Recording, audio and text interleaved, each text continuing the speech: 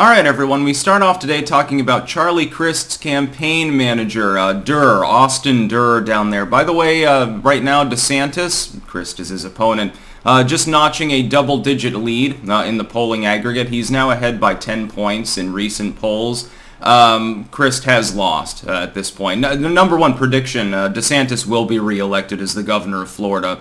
It's not even going to be close. It might be into the upper double-digit range. He might win by 15 points at this point. None of these polls, by the way, that show DeSantis ahead now by 10 points, he's risen quite a bit. The Democrats were definitely hoping to knock him off his pedestal. I don't think that's going to happen. But now the campaign manager for his opponent's candidacy just got arrested for domestic violence. Link in the description, archived of course. Apparently he had to turn in his guns, which must smart knowing you're the campaign manager for Charlie Crist. And Crist is anti-gun anyway, or at least pretends to be, because, you know, he used to be a conservative back in the old days. Now, DeSantis okays the red flag laws that are related to domestic violence in Florida, and they get applied to your campaign manager. Imagine being Crist right now. You're probably on your third gin, your gin and tonic. You're like, ah, shit. Any chance that I just had has officially gone the way of the dinosaur. By the way, mild October surprise, I suppose. It's a mainline race. This is one of the two-watch races, or at least a few months ago when the Dems thought they had a snowball's chance in hell, they had all eyes on it. You haven't heard as much about it in the last few weeks now, have you, as DeSantis slowly increases his lead over his opponent. Florida's looking like it's going to go from a bellwether, like a 50-50 state, to a lean red state. It looks like that it won't be the only one that has this going on. And for the 2024 elections, the Democrats right now are crapping a load in their pants. It's sort of like Joe Biden after he gets his prune juice in the morning. This is crazy, though. You hired a campaign manager, and, I mean, your campaign's already, you know, you're the underdog. You're running against a relatively popular incumbent governor. DeSantis has grown his lead since he trolled Martha's Vineyard. He should do it again right before the midterm elections, by the way. At this point, he can't really lose the race unless he does something absolutely goddamn stupid.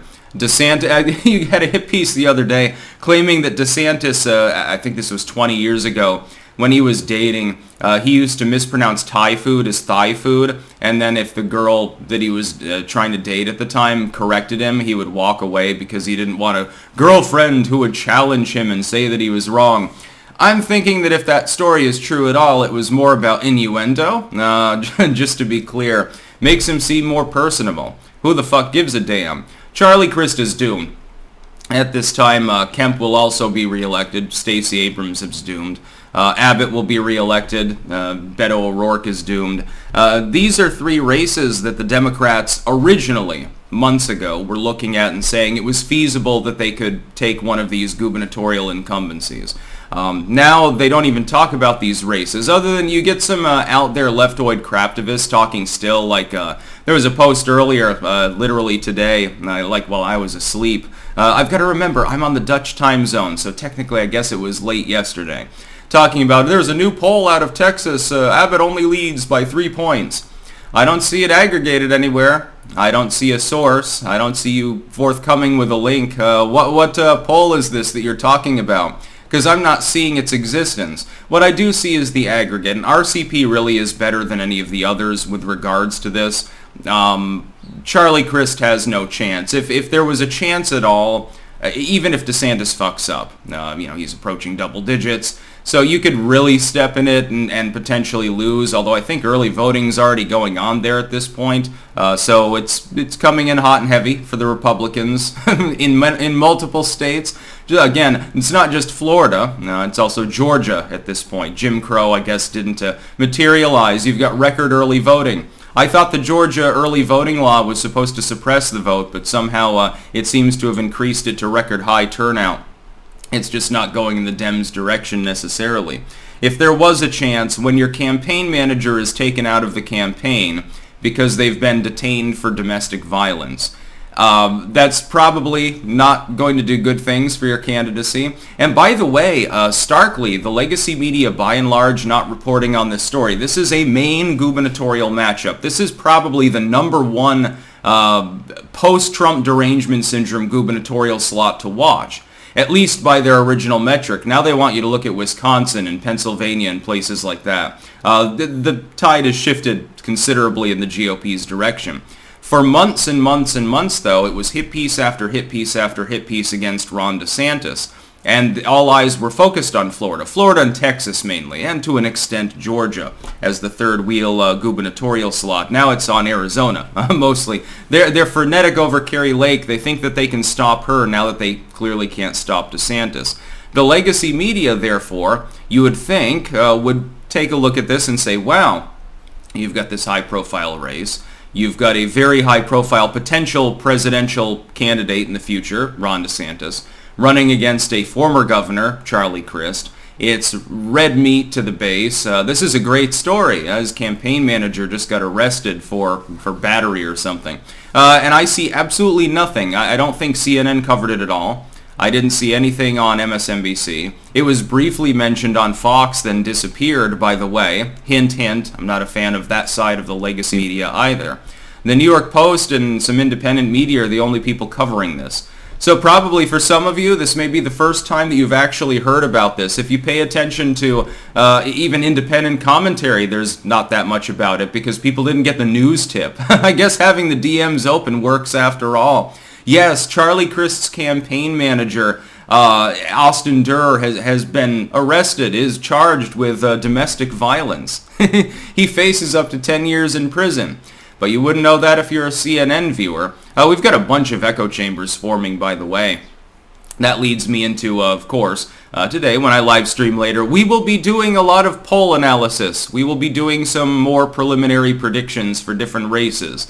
This one is now called. I call this particular race for Ron DeSantis. It's not going to be close. If the early voting totals are any indication, DeSantis could win by 15. By the way, that is not just a defeat, that is a crushing defeat. Charlie Crist's career will be fundamentally over. I have a feeling that after he loses, and he will, this will be blamed. All of a sudden, this will be in the news cycle. Well, I would have made it if it weren't for my campaign manager beating up his wife and getting his guns confiscated. And he will conveniently ignore having been well behind before that news even broke. Like, it was approaching, it was 9.5, I think, for DeSantis before this news broke a couple of days ago. To be clear, it's slightly outdated, but many of you haven't heard about it before because the legacy media is reluctant to cover things that are damaging to Democratic candidates. As long as they're not far left. It's okay if it's AOC dancing around and being frenetic because, you know, you have to cover that because it's so funny. If it's a neolib, neocon sort of candidate, like a uniparty candidate like Charlie Crist, they circle the wagons completely. By the way, Joe Biden having another gaffe. I'm sure that that's going to help with the Democrats' midterm poll numbers. Yeah, him claiming that he got a bill passed by a couple of votes for student loan debt relief. Pro tip, Joe, you did not pass a bill. Nothing went through Congress. It does not exist.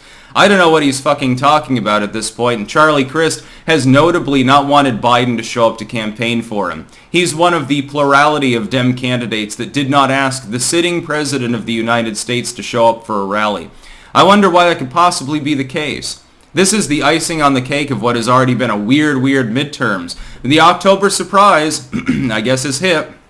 As of roughly the 23rd, yes, the campaign manager of one of the main gubernatorial races to watch that the Democrats considered the break-even bellwether, at least 3 or 4 months ago, his campaign manager is down for the count.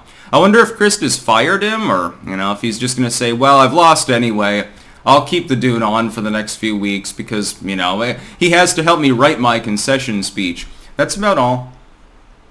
Peace out.